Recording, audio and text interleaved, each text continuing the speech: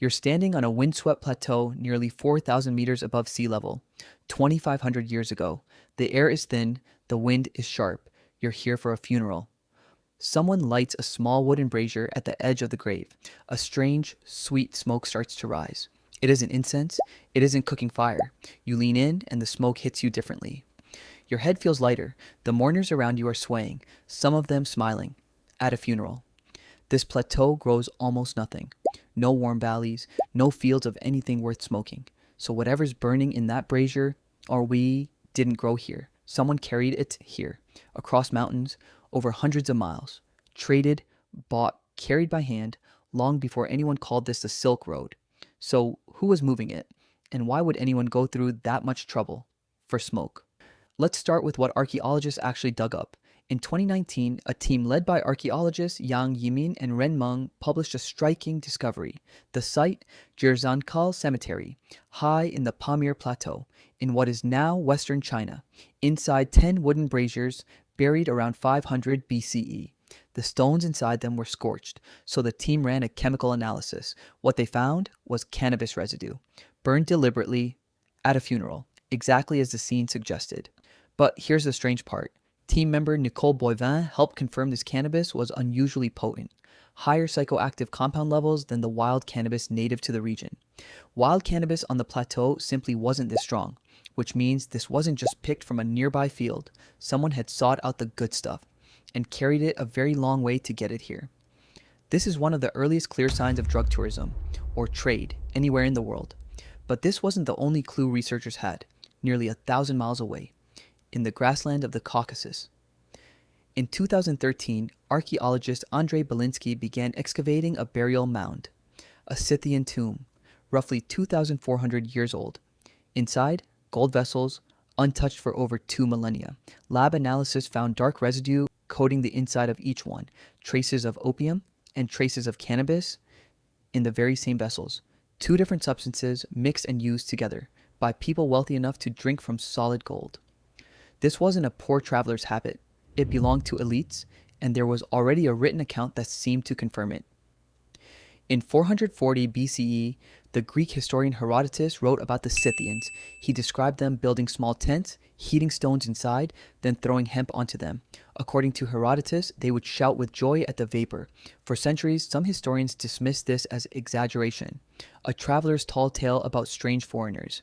Then the gold vessels and the burnt braziers came out of the ground, and an old story turned out to be a receipt, because the cannabis wasn't the only thing that had traveled far to reach that plateau.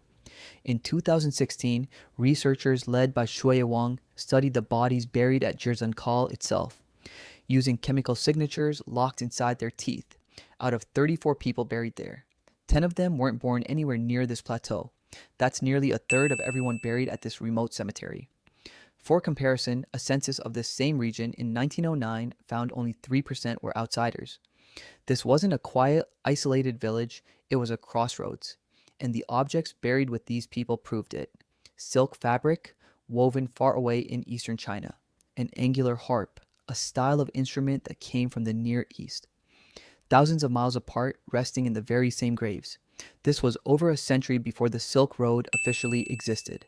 People, goods, and ideas were already crossing this plateau, long before anyone gave that route a name, which raises the real question at the center of this story. Was this really a drug deal, or just people burning whatever grew nearby?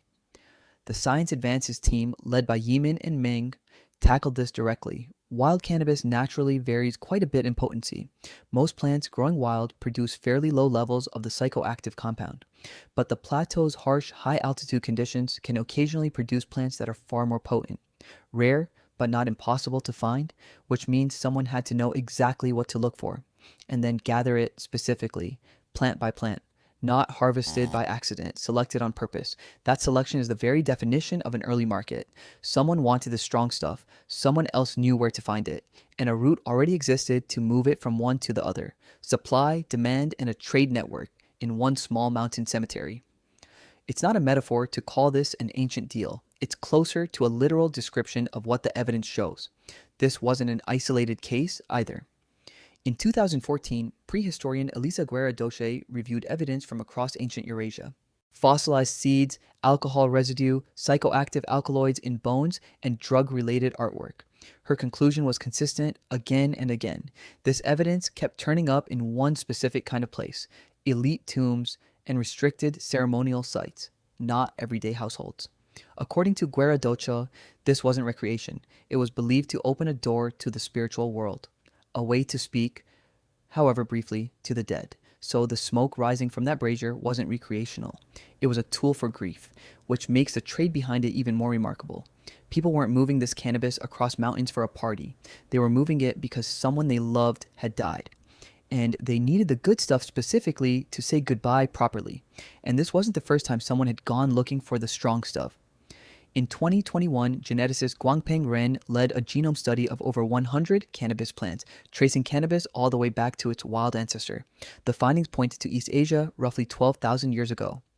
One of the very first plants humans ever domesticated. At first, it was grown for one purpose: fiber, rope, cloth, cordage. But Ren's data shows something split off around 4,000 years ago. One branch kept being bred for stronger stalks. The other was bred for something else entirely: its psychoactive strength. By the time that brazier was lit at Jirzankal, this split had existed for over 3,000 years. The knowledge of which plant did what wasn't new. It had been passed down for generations, long before this funeral ever happened. So, when that mourner sought out the potent variety, specifically, they were drawing on thousands of years of accumulated plant knowledge, not stumbling onto it by luck. And Jirzankal wasn't even the furthest edge of this pattern, nearly 5,000 miles to the west in a cave on the island of Menorca. Researcher Elisa Guerradoche found something else entirely: small wooden tubes sealed and hidden inside the cave walls. Inside them, locks of human hair dyed red. About 3,000 years old. Chemical testing on that hair found 3 separate plant compounds: ephedrine, atropine, and scopolamine. 3 different plants, none of which grow anywhere near that cliffside. 3,000 miles apart, on opposite ends of a continent. The exact same pattern. Buried with the dead, sourced from far away. Chosen deliberately, not just gathered from whatever grew nearby. This wasn't one strange group on one remote mountain. It was a pattern humans repeated again and again across an entire continent. So was this really the world's oldest drug deal? Not in the way you might picture it. No back alleys, no secrecy, no shame. This exchange happened in plain daylight, openly, as part of daily life. But strip away the modern baggage around that word: drugs, and what's left is something much older and much more human. People wanting something specific, traveling to get it, paying for it, however trade worked back then, and using it to get through something unbearable. That's not a fringe behavior from the ancient past. It's a pattern you'd recognize immediately if you saw it today. People still travel for the good stuff. People still reach for something to soften grief. The substances have changed. The reason underneath them hasn't. Not really. None of this was obvious until very recently. For decades, that brazier from Jirzankal just sat in storage. Nobody could prove what had burned inside it. The residue was too faint, too degraded for older lab methods to detect. That changed with a technique called gas chromatography mass spectrometry, a method sensitive enough to identify individual chemical compounds, even from residue thousands of years old and barely a trace. Team member Nicole Boivin called this a genuinely exciting period for the field. And she's right, because this is only the beginning. Museum shelves worldwide are full of objects like that brazier, dug up decades ago, cataloged, and quietly forgotten. Waiting for someone to finally have the tools to ask the right question. The Scythian story didn't stop with paintings and pottery. In the late 1940s, archaeologist Sergei Rudenko excavated frozen tombs in the Altai Mountains in a burial complex known as Pazyryk. Frozen ground had preserved things that should have rotted away millennia ago, including a small 6-legged tent frame and a bronze cauldron filled with burnt cannabis seeds. The exact setup Herodotus had described, nearly 2,400 years before this dig: a tent, hot stones, a cauldron of hemp, written down by a Greek historian who had likely never even met a Scythian. Confirmed almost exactly, nearly 2,500 years later. That's 3 separate archaeological digs, 3 different countries, all pointing at the exact same behavior in the exact same era. It's worth pausing on something researchers themselves are careful about. Finding residue doesn't automatically tell you the full story. It can't say exactly who lit that brazier, or exactly what words were spoken over that grave. Archaeologists are careful to separate what the chemistry proves. from what the chemistry merely suggests. The compound proves cannabis was burned there. That much is solid. The reasoning about trade, potency, and ritual meaning is careful interpretation, built from the strongest evidence available, but still interpretation. That honesty is actually what makes the finding trustworthy. Good science says exactly how far the evidence goes and no further. And even with that caution built in, the pattern still holds. 3 sites, 3 cultures, one very old, very human habit. So picture that mourner again, one more time. Someone they loved is gone. The world at 4,000 meters doesn't pause to let you catch your breath. There's still hurting to do, still trading to do, still a whole cold winter ahead. Grief doesn't get scheduled around any of that, so this small, deliberate ritual mattered enormously. A few minutes, carved out on purpose just to feel something different. That the person you lost mattered enough to go through all this trouble for. A mountain crossed, a deal made, a fire lit. Also, one person could say goodbye a little more gently. This same behavior shows up wherever archaeologists have thought to look for it. Opium traces in Sumerian tablets from around 3400 BCE. Poppy imagery carved into Bronze Age tombs across the Mediterranean. Sumerians called the poppy plant something telling, the joy plant. Every one of these cultures never met each other, separated by oceans, mountains, and thousands of years. And yet they all arrived at the exact same idea, independently.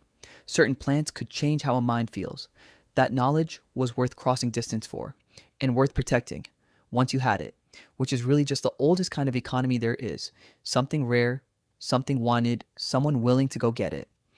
Which brings us back to that word again, deal. It sounds almost too modern a word for something this old, but a deal is just an agreement between 2 people who each want something.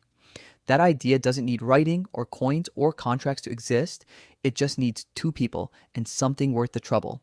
By that definition, humans have been making deals for a very, very long time.